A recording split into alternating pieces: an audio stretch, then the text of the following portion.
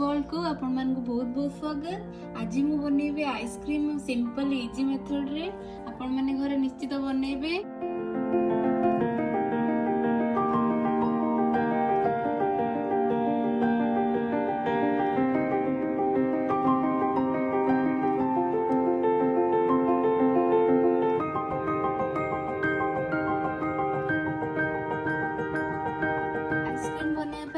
गोटे कप क्षीर नहीं 235 ml अच्छी ये दीटा आइसक्रीम हम आपड़ी अधिका करेंगे से माप अनुसार ऐड करेंगे क्षीर। मुझे प्रथम गैस ऑन करके गोटे सस्पेन में क्षीर को देदेली। क्षीर को किस समय फुटिया छाड़दबा तापर अलग जिनस सब आठ आमर टे गरम हो गला देखु। एबे से टाइम रे हमें किसी केसर को देदबा कलर पाई। केसर दबा द्वारा आइसक्रीम में गोटे भल येलोइश कलर आसे। आम 2 स्पून अमूल को देदबा आ भल भाव मिक्स करनवा। एबे हमें से स्वाद अनुसार चीनी ऐड करदबा। फ्लेवर पई किछि अलैच गुंड को देदबा। बहुत भल वासना आसीबो आइसक्रीम रो। आ भल से मिक्स करनवा। आ एमिति गैस रे मीडियम रो हाई फ्लेम रे रखी किस समय फुटिया पई दबा। टिके क्षीर बहलिया हला जाए। एबे हमर क्षीर टिके बहलिया हे गलानी। सेथिरे हमें मु ग्रेट करी रखथिली काजू और किशमिश को काटी के रखथिली सेटा ऐड कर दबा।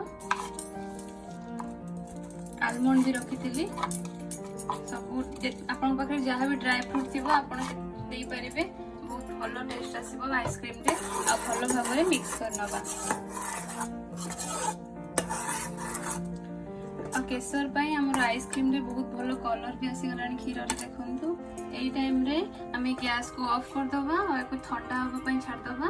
तापर नेक्स्ट प्रोसेस को जेबा। 10 ରୁ 15 मिनिट हे गलानी। एबे क्षीर ठंडा भी हे गलानी।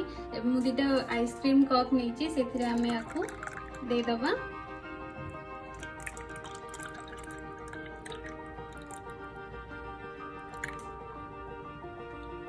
ड्राई फ्रूट गुड़ा तले रही जाइए मुझे ऊपर एमती दे दूची। एबे हम सेथिरे किछि टूथपिक को एमती काटी के रखी थली सेटा को एमती दे दबा मझरे।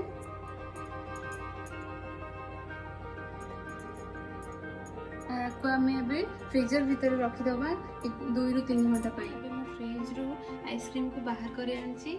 एटा मो एमती खोली के आपन देखौची।